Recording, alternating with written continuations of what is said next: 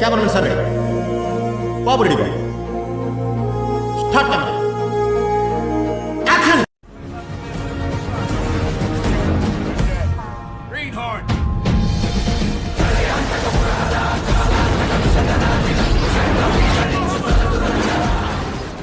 Hi guys, మీరు ఈ video చూస్తున్నప్పుడు మీ ఫోన్లో టైం ఒకటి, కానీ ఎర్త్లో కొన్ని ప్లేసెస్లో టైం కొంచెం స్లోగా, కొన్ని ప్లేసెస్లో ఫాస్ట్గా నడుస్తుందంటే మీరు నమ్ముతారా?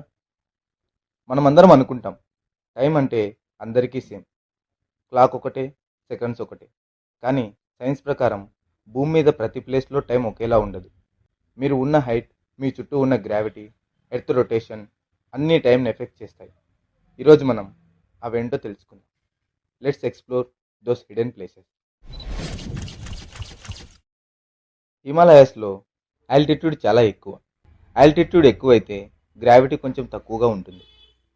ఐన్స్టీన్ చెప్పిన థియరీ ప్రకారం గ్రావిటీ స్ట్రాంగ్ అయితే టైం స్లో అవుతుంది, గ్రావిటీ వీక్ అయితే టైం ఫాస్ట్ అవుతుంది. సో హిమాలయాస్లో ఉన్న క్లాక్ ఈ లెవెల్లో ఉన్న క్లాక్స్ కన్నా మైక్రో సెకండ్స్ ఫాస్ట్గా నడుస్తాయి. అంతేకాదు, ఇక్కడ ఇంకో ఫన్ ఫ్యాక్ట్ ఏంటంటే జీపీఎస్ శాటిలైట్స్లో క్లాక్స్ని కాన్స్టెంట్గా అడ్జస్ట్ చేయకపోతే మీ గూగుల్ మ్యాప్స్ రాంగ్ లొకేషన్ చూపిస్తుంది. Earth rotation. భూమి ఒక పర్ఫెక్ట్ బాల్ కాదు, అది ఒక స్పిన్నింగ్ ఆబ్జెక్ట్, కంటిన్యూస్లీ రొటేట్ అవుతూనే ఉంటుంది. రొటేషన్ వల్ల ఎర్త్లో ప్రతి ప్లేస్ సేమ్ స్పీడ్లో మూవ్ కాదు.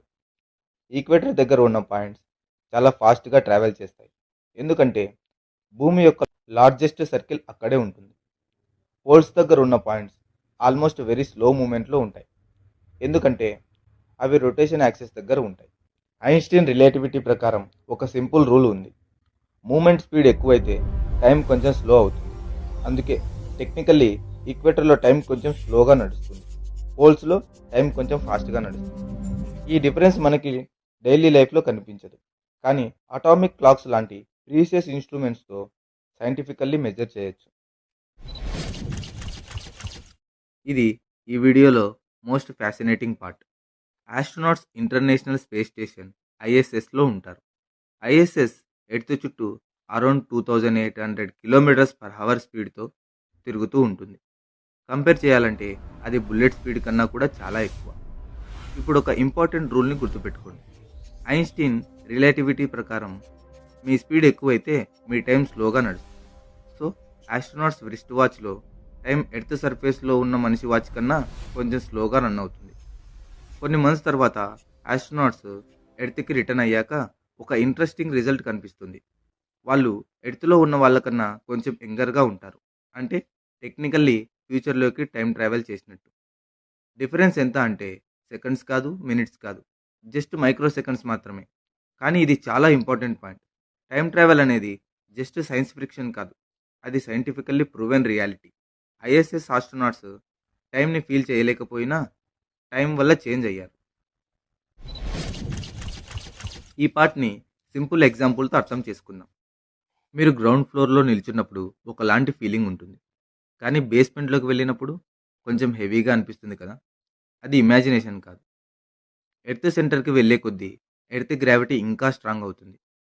ఇప్పుడు ఐన్స్టీన్ చెప్పిన రూల్ని అప్లై చేద్దాం. గ్రావిటీ స్ట్రాంగ్ అయితే టైం స్లోగా నడుస్తుంది. ఇది థియరీ కాదు, సైంటిస్ట్ రియల్ ఎక్స్పెరిమెంట్ చేశారు. అటామిక్ క్లాక్స్ని యూజ్ చేసి ఒక క్లాక్ ఎర్త్ సర్ఫేస్ పైన, ఇంకొక క్లాక్ డీప్ అండర్ గ్రౌండ్లో పెట్టి కంపేర్ చేశారు. రిజల్ట్ ఏంటో తెలుసా? అండర్ గ్రౌండ్లో ఉన్న క్లాక్ సర్ఫేస్ క్లాక్ కన్నా కొంచెం స్లోగా నడిచింది. దాని డిఫరెన్స్ ఎంత అంటే జస్ట్ నానో సెకండ్స్ మాత్రమే. మనకి ఫోన్లో కనిపించదు, కానీ యూనివర్స్ స్కేల్లో ఎవ్రీ నానో సెకండ్ చాలా వాల్యూ ఉంటుంది. That's all for today. మీ లైఫ్లో టైం కొంచెం స్లోగా నడవాలి అనుకున్న ప్లేసెస్లో మీ చాయిస్ ఏంటి? కామెంట్స్లో చెప్పండి. ఇలాంటి మైండ్ బ్లోయింగ్ ఫ్యాక్ట్స్ కోసం ఇప్పుడే మన ఛానల్ ద కోర్ని సబ్స్క్రైబ్ చేయండి. Thank you for watching.